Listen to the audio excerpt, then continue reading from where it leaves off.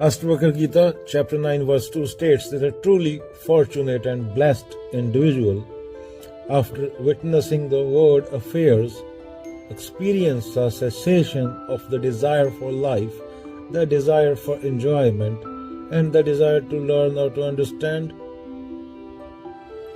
तो इस वर्ष में क्या बताया जा रहा है?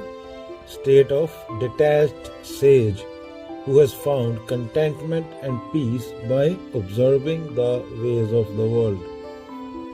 धन्य है वह, हे प्रिय, जिसने संसार के आचरण को देखकर जीवन जीने की इच्छा, भोग करने की भूख और जानने की उत्कंठा सबका शमन कर दिया। आम आदमी करता है, मरने से डरता है, इसलिए लंबा जीवन चाहता है। ऋषि कह रहा है, जब देख लिया कि जीवन केवल जन्म मरण के चक्कर में फंसा है, तो अब जीवन को खींचने की चाह समाप्त हो जाती है। भोग की भूख, पैसा, स्वाद, रिश्ते। ऋषि जब बार बार देखता है कि ये सब तृप्ति नहीं देते, बस और भूख बढ़ाते हैं, तो यह भूख खुद ही शांत हो जाती है। उसके बाद डिजायर टू नो। साधारण व्यक्ति हमेशा कुछ जानना चाहता है, नई किताब, नया ज्ञान, लेकिन ऋषि देख लेता है कि यह सब एक तृष्णा ही है। जब साक्षी में ठहर के तब जानने की भूख ही बुझ जाती है। उसके बाद ऑब्जर्विंग द वर्ल्ड। दुनिया खेल देखो, लोग पैदा होते हैं, भागते हैं, भोगते हैं, लड़ते हैं, मर जाते हैं, पीढ़ी दर पीढ़ी यही दोहराव होता है। इसे देखकर बुद्धिमान कहता है, बस अब इसमें कुछ नया नहीं। तो अगेन क्या बोला जा रहा है? अष्टवक्र कह रहे हैं, तुम्हें संसार के चक्कर को बहुत पास से देखना होगा। लोग दिन रात मेहनत करते हैं मरने से बचने के लिए, थोड़ी और सुख पाने के लिए, थोड़ा और जानने के लिए, पर अंत में सब एक ही गड्ढे में गिरते हैं। जिसने ये साफ देख लिया, उसकी इच्छाएं खुद बुझ जाती हैं। अब वह जीवन खींचना नहीं चाहता, भोगना नहीं चाहता, जानना भी नहीं चाहता, क्योंकि उसने जान लिया कुछ नया नहीं, सब वही पुराना खेल है। यही असली सौभाग्य है, इच्छाओं का खत्म हो जाना।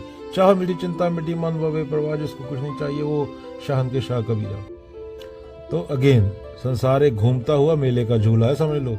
तुम्हें लगता है यह नया है, पर वही चक्कर बार बार चलता है। लोग जन्म लेते हैं, दौड़ते हैं, भोगते हैं, मर जाते हैं, और ये सिलसिला हजारों साल से जारी है। जैसे नाचते हंसते देख लेता है, वह कह उठता, बस अब कुछ और नहीं चाहिए, न जीवन की ललक, न भोग की भूख, न ज्ञान की प्यास। मैं अब घर पहुंच चुका हूं, मुझे लोग की तरह खुद को बर्बाद नहीं करना। यहाँ पे भीड़ होती है, वहां पे भेड़ होती है, दोनों इकट्ठे चलते हैं। भीड़ में से कभी बुद्ध और नानक नहीं निकलते, भीड़ में से भेड़ ही निकलती है। मान लो तुम एक गांव में मेले में गए, हर साल वही झूला, वही जलेबी, वही नाच तमाशा। पहली बार मजा आया, दूसरी बार थोड़ा कम, तीसरी बार उबाऊ लगा। अब तुम समझ गए, तो रिपीट टेलीकास्ट है, जैसे मैच चलता है क्रिकेट का।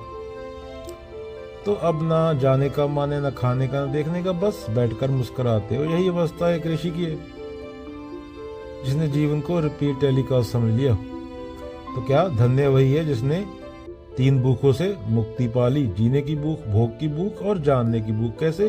केवल देखकर। दुनिया का खेल क्या है? बेमानी है, स्थायी नहीं है, सब कुछ बदल रहा है, चेंज हो रहा है।